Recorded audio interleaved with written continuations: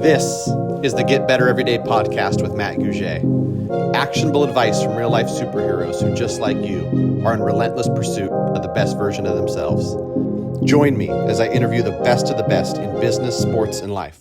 All right, Matt Gouget, Get Better Everyday podcast. I'm excited for my buddy, Justin White. UWM, the number one wholesale lender in the country. They're in-house brand journalists. I'm excited to talk to you, Justin, because I think we have some similar interests, right? When it comes to sports, when it comes to, promoting brand. And I think, where did I read? I read something that I really liked where you had on a profile somewhere, how you describe yourself as a brand champion. So we can start there, or just maybe introduce yourself. Let us know who you are, what you're up to, and let's go. Yeah, well, first of all, Matt, it's great to be with you, and I'm glad that the tables have now turned because in the past I've been fortunate to interview you for a couple of our media platforms here at UWM. So it's great to join you on your own podcast. So I'm just thrilled to be here. And about me, yeah, my background is in television. I got my degree from Syracuse University, go Orange, and I then ventured off and embarked on a career in sports television, which took me to some very interesting places, Matt. I lived in Elmira, New York, in my early 20s. From there, I went on to Fargo, North Dakota, which was, outstanding. It just doesn't get any better than Fargo when you're, in your mid to late 20s and really looking for a lively place to live. And from there, it was on to Lexington, Kentucky. And then I made my way north to Detroit, where I was fortunate enough to cover the NBA, the NHL, and Major League Baseball for 8.5 years, working for what was then known as Fox Sports Detroit. And then in 2017, I not only decided to leave that job, but I left the TV business behind. I made a pivot, whole new career, and found my way here to UWM, not knowing anything about the mortgage business, not really knowing anything at all about being in a quote unquote corporate or business environment. And I've been here ever since. It's been kind of wild. Awesome, man. I like that. I like that journey. And, there's so many things that I talk about in the Get Better Everyday podcast where we can use sports analogies. So I'm sure that you've got, probably endless sports analogies in terms of Get Better Every Day. Tell me a little bit about covering sports in Detroit, because as you know, lifelong Sacramento Kings fans, we don't have, a bunch of championship banners up in our building. And so, covering professional sports in Detroit, I'm not knocking Detroit, at least, the recent past, covering some of those. It's not all glory, right? It's not, no. And, to this day, I left television in May of 2017. And I still have people come up to me and ask me, well, how could you leave a job like that behind? You get to go to the games. Not only do you get to go to the games for free, but you get paid to go to the games. I mean, it doesn't get any better than that as a sports fan, right? And I tell them, well, yeah, it's great, but there's a lot more to it than that. There's a lot of sacrifice that goes into the job. Notably the schedule, being gone nights, weekends, and traveling over the holidays. It's a different schedule. I always used to tell my wife, I wish they played the games at 10 o'clock in the morning, but that's never going to happen. So this is just the way the schedule is. So, but no, it was great. I mean, when I got here to Detroit, I mean, that was at the tail end of the Red Wings' last really good run. And in fact, my first full year here, I actually got to cover the Red Wings during their run to the Stanley Cup Finals, and was there in 2008 when they hosted the Pittsburgh Penguins in Game 7 of the Stanley Cup Final. And I'm not sure how many people can say they were, fortunate enough to be at a Game 7 of a championship series, but I was. In fact, here's a funny story. I was so excited for the possibilities of what would happen, after the game with the post-game celebration and the interviews, that in advance I went to a local sporting goods store, bought myself a pair of goggles, because, the champagne flows and, that can burn your eyes, man. It can sting if it gets in your eyes. And they ended up losing Game 7 at home. It was a really tough loss, and I ended up returning those goggles to the sporting goods store. But no, it was great. It was such a fun experience to be a part of, to cover that team and some good Pistons teams. And then the Tigers got good a couple of years later. So, yeah, I had some really cool experiences, loved every minute of it. And I'll always have the memories from that time in my life. Yeah, I love that. And I love that, like, the Get Better Everyday podcast. I was thinking about this morning on a run. I know you're also a runner, and we share that passion about how I think personally, and I think you might agree, and other people might agree, that when you're pursuing something, when you're in the midst of, self development, or, a championship run, or UWM, becoming the nation's #1 lender, like that's what fills me up. And so being able to kind of watch that from a distance, cover that as a reporter. Tell me a little bit about that, and how you can learn life lessons from watching sports franchises or businesses. Now you've got a little bit of both worlds. Yeah, 100%. It's fascinating to watch, professional athletes, at their craft, and they have to put so much time in. That's the thing I think a lot of people don't understand. They don't understand exactly how much work these guys have to put in, when they're off the field, when they're off the court, when they're off the ice. I mean, it is nonstop from treatment to, batting practice or shooting free throws, whatever the case may be. These guys put in hours upon hours of work. And we're talking about professional athletes, the best of the best at what they do. They still can't cut corners. You can't just, show up when the game starts and then game ends and you head home. No, I mean, these guys are constantly honing their craft. And, for me, being on the inside of the ropes, if you will, and getting to, attend practices and be in the locker rooms and see all of this, and then studying game film, things like that. There's just so much the work that goes into it. And that really struck me, the level of preparation, the attention to detail, and all of the things that go into getting you ready uh, to go on the court, to go on the ice, to go on the field. It doesn't just happen. No matter how talented you are, you have to put in that work, or you're not going to perform up to your expectations. Yeah, and I think that's the takeaway for the Get Better Everyday listener, because I like to think that there's people of all walks of life that hopefully get to listen to this, and hopefully it impacts somebody. But the game of life, in my eyes, is like sports, right? Like there's going to be great times, there's going to be not so great times. There's going to be a lot of stuff that you have to work really hard at, and at the end of that, there's a certain level of fulfillment. Even, for your beloved Red Wings, I'm not a big hockey guy. Losing in Game 7 is heartbreaking, but, something to be proud of, that championship run and how far they've come, like all that work. I find inspiration in that, right? And I think there's a lot of people out there that, can watch Rocky on repeat, right? And it's like the win or lose, like, the pursuit of something great, whether it's in sports or life, is really the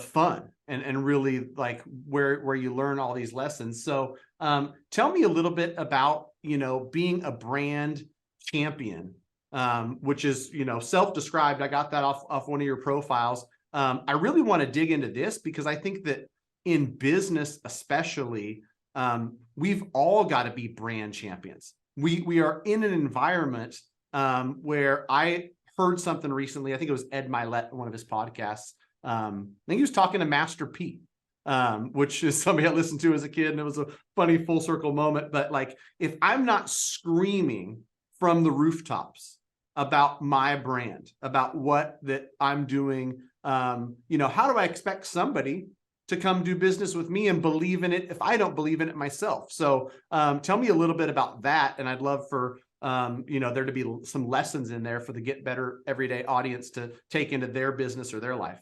Yeah, for sure, Matt. And you bring up a great point. You have to be your biggest advocate in any line of work and in anything in life, because you are your biggest advocate. You have to believe in yourself, and brand is a big part of that. And in my role here at UWM, I am trying to champion the brand, if you will, not just of UWM to our mortgage broker partners, but also champion the brand of mortgage brokers to real estate agents, to consumers across America, and really, amplify that message that the mortgage brokers are the ones they want to work with when it comes to getting a home loan. So for me, it's great just because, I feel like I have a platform, through some of the different media projects that I work on, to really do that. And I love, having the opportunity to interview people like yourself and a lot of the other partners of ours who I've been fortunate to, cross paths with, excuse me, in my time here. And I just find it fascinating, all the different ways that people go about, not only doing business, but getting business, and how they are putting their brand out there, and how they are attracting business, and how they are, advertising or marketing themselves, whether it's on social media, through a podcast, whatever the case may be. So for me, it's really about listening and finding out the different ways that, our clients are doing that. And I just really serve as a point guard. So yeah, we're bringing it back to sports here, but I'm just there kind of to, to facilitate and set them up for success, whether it's on our news video that we do every single morning, or it's on our podcast, whatever the case may be. I'm just there to kind of hopefully help shine a light on them in any way that I can. And that's what I love about what I do. I love it. I love it. So you're trying to lead the league in assists. You're doing a great That's job, my Hey, friend. that's my thing. When I was a kid and I was playing basketball, I wasn't the tallest guy, so I played point guard, and I was smart. I always passed it to the tallest guys who were closest to the basket.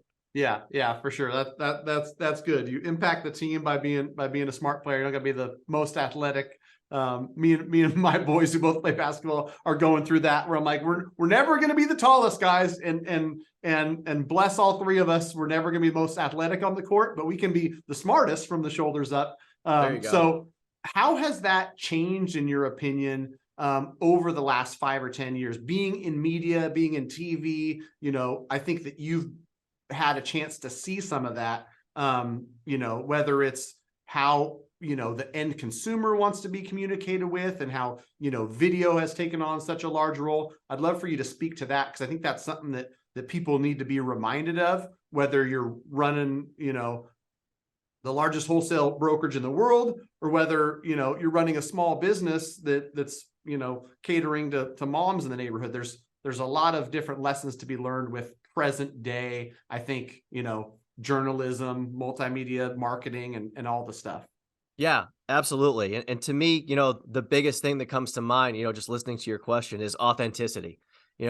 People can tell when you're being fake, whether it's on a Zoom call, on a podcast, on a TV show, people can see right through that. So, when I get asked advice from clients of ours about, being on camera in whatever platform it is, I just tell them, be yourself. Be yourself, because if you try to do anything else, people are going to see right through that. And I mean, take our CEO, Matt Ishbia, for example. I mean, the way you see him on TV or in front of our clients in his weekly sales meeting, that's exactly the way he is in person. And you know this, Matt, because you've spent time with him. And that's the best way to approach it. You have to be yourself, because people appreciate that. And that's really just the secret. It's not, don't overcomplicate it by trying to, emulate somebody else. Of course, you can, watch other people and try to, incorporate things that they do into what it is you're doing. But at the end of the day, you have to be uniquely you. And I think no matter what you're doing, that's a recipe for success. Yeah, I totally agree. That's one of the biggest compliments I've got, through the YouTube channel and different things I've done for my mortgage business, is like, man, I talked to you and you're the same guy I see on the videos. I sure hope so. And that's the lesson, get better everyday listeners. If you're doing anything with branding, with marketing, with video, you're the very best you. And so that's what you have to do. And when I, coach or talk to people about video specific, I tell them, it's a great platform because you can speak to the masses. And what you do is you let them self-filter. People who resonate with you, who like your style, who say, hey, that seems like a, genuine guy who's going to give me good advice and a team I might want to work with, they'll call you. And so you've already, filtered through. Some people aren't your style. And if you do that in person, it's going to take a while to get, to the ones that are going to be clients that want to work with you, you want to work with them, et cetera. And so, do it at scale, video on social or wherever it is. And so I agree with that wholeheartedly. Hopefully we can nail that point home for people, no matter what they're doing, right? Be you, the very best you. And that is really what works, no matter what you're, selling, promoting, or talking about. Cool, man. Well, in the get better every day ecosystem, I like to talk to people about things that they're specifically working on to get better every day. I just like the stories, right? Like, are Sure. you trying to become a better runner? Or are you trying to, do something with, husbandry or fatherhood? I've had a great conversation with other people that are trying to, be the best husband possible. But what are you currently working on to get better every day? Justin White, the human being. All right, that's a good one because I actually just posted this on social media yesterday, and I am not a big self promoter, you know that, but I did put this out there because I have officially signed up for my 11th marathon. I will be running the New York City Marathon this fall, and this will be a special one for me because it will be the first marathon, full marathon I've run in 9 years. So I've had some some good performances in the past, but I'm a little bit older now, Matt. So I'm excited to get the training going and see what I can do this fall. So, and actually, the other cool part about that is that this will be the first time I'm actually running for a charity. I am running on behalf of a group called Fred's Team.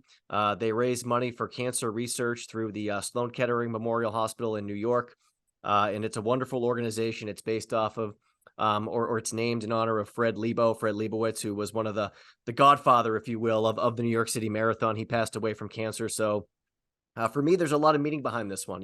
First marathon in 9 years, running for a great cause to raise money for cancer research. So that's one thing I'm going to be working on now and over the summer. And then the other thing is coaching both my kids in sports. I have two daughters. I know you have boys, Matt. But I honestly, I did not know if they would be into sports. And for the longest time, it looked like they were just going to be dance and acting and art and all that stuff. And I was okay with it. And I didn't push sports on them.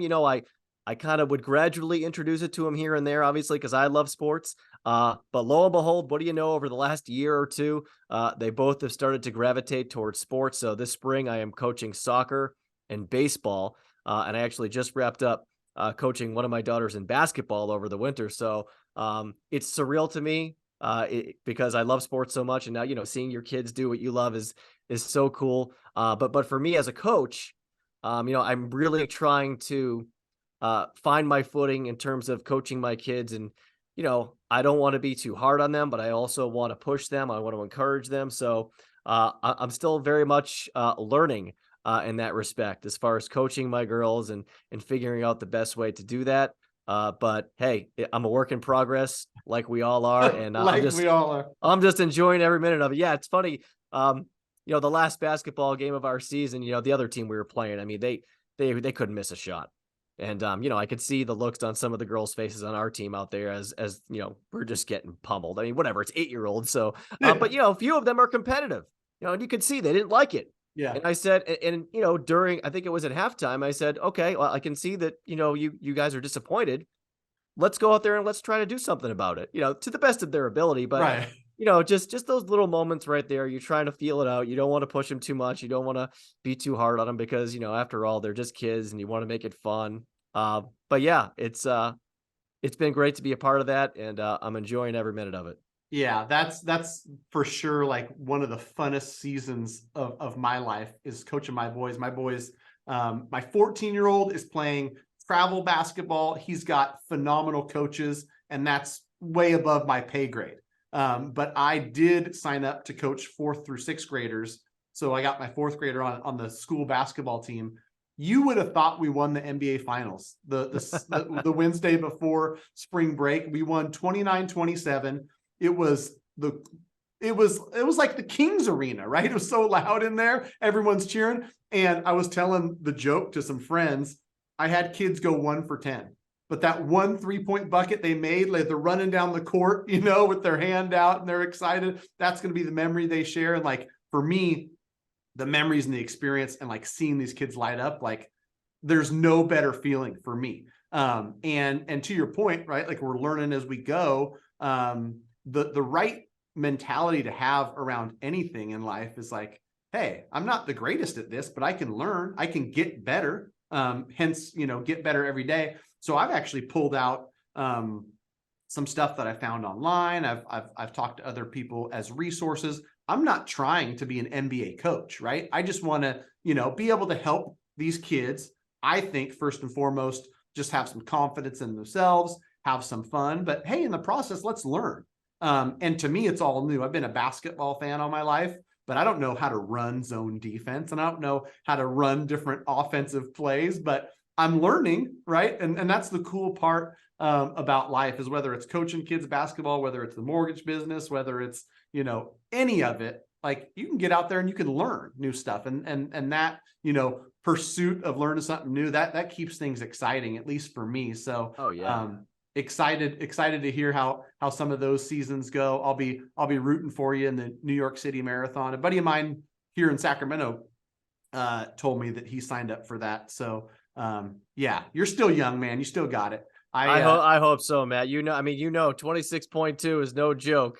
Right. I did it in 2021. And the funny part is I was looking back at some of our conversations where I told you and other people, I said, I'm putting this out there. I'm going to try to run 1,000 miles this year. I ended up with 880. But, I spoke my goals out loud, which is another takeaway for people. Like if you want to hold yourself accountable, if you want to pursue something, say it out loud so that other people hear it and it gives you that extra boost. But yeah, 26.2 miles, a long way. So I'm sure, like you've got a cause you're running for. And so I'm sure you're going to, find the motivation to get out there and train for it and then enjoy the experience while you're doing it, man. That's awesome. Yeah, it's going to be cool. And I mean, and you make a great point, about the pursuit and, especially in running. And I'm sure you found this, when you were training for your marathon, it's like crossing that finish line is such a special thing and it's a great feeling. But, after you do it, you look back at the journey, all the work that went into it. And that's really, I think, what is, the most memorable part about, training for something like that. And I think with any goal that you're pursuing, when you get to that mountaintop, I mean, even looking at us here at UWM, for years, it was our spoken goal that we wanted to become, the #1 overall lender in the country. And it was an amazing moment when it happened. And there was so much pride, throughout our company. But I looked around and, I could tell especially from the people who have been here for such a long time that, it's the journey what makes it, most memorable. Yeah, the destination's great. And of course you want to shoot for goals and it's important to have those goals. But man, there is so much satisfaction, I think, to be taken from, that work that you put in, kind of, bringing back our topic from the start of the conversation, with the Red Wings there going all the way to Game 7. It's like the work that goes into, getting to that point. Those are the things that you're going to look back on years down the road and say, man, that was great to be a part of. I mean, the accomplishments are great, but none of it happens without putting in the time and putting in the work. And, that's what I really enjoy about long distance running is you can't hide, right? You can't just show up on race day and say, all right, here we go. I'm going to run 26.2 miles. No, you will get exposed. You got to put in the work. You got to log the miles. You got to do the workouts. You got to get up early. I think that's what I enjoy most about it. And yeah, I'm looking forward to doing it once again. Yeah, it's crazy how that is. Like hard things tend to be the most worthwhile. Tend to have the biggest reward at the end. And it's funny, as you mentioned that, my memory bank was flooding back some of my memories and some of the emotion. Crossing the finish line, my boys and my wife, I was in tears, right? Big accomplishment. They were there for me, and I had all kinds of different emotions going. But also from that year, countless memories. Every family vacation we took, 1, 2, or 3 runs during that time. So I'm running in Santa Cruz, I'm running no matter where we're at because I've got to log these runs, right? To your point, you can't show up on race day. So yeah, I love that. And I think that for most people, the takeaway that I'd love for people to have is enjoy the journey. Yes. While you're on the journey, enjoy it. And the best part about self-development, or one of the best parts, in my opinion, is you set a big lofty goal. No matter what happens, you're going to end up in a better place than when you started. And that's what I'm trying to, implore on my kids. Shoot for 100 in the class. If you land on a 96, okay, cool. Shoot to have the very best game you've ever had in your life. And if you only score 8 points, cool, right? But like, you got to aim high, and you've got to go out there and get after it, and enjoy the journey, enjoy the ups and downs, all of it. So thanks so much for being on, man. Any parting words for the Get Better Everyday audience? Man, I think you just said it best. It's enjoy the journey. As much as I joked about, some of those smaller markets that I worked my way up through in my TV time, I did enjoy all of that. I look back on all of that, and I can honestly say I never would have made it to a major market like Detroit if it wasn't for those experiences and some of the sacrifices that I made. And so all of those things should be looked back upon, and not, maybe not look back upon, but it's tough to do it sometimes when you're in the moment, but you really do need to understand that, wherever you're at in life, there's a reason for where you are, and you got to just keep working towards whatever it is you're trying to get to. And it's all part of the process. Very rarely can you take shortcuts. Every successful person, no matter what you're trying to do, they have to put the work in. So that would be my biggest thing, like you said, enjoy the journey. And the destination is great. But those moments along the way, I think that's really what you're going to look back on and be proud of. Awesome, man. Thanks so much. I appreciate you, brother. Matt, great to be with you, buddy.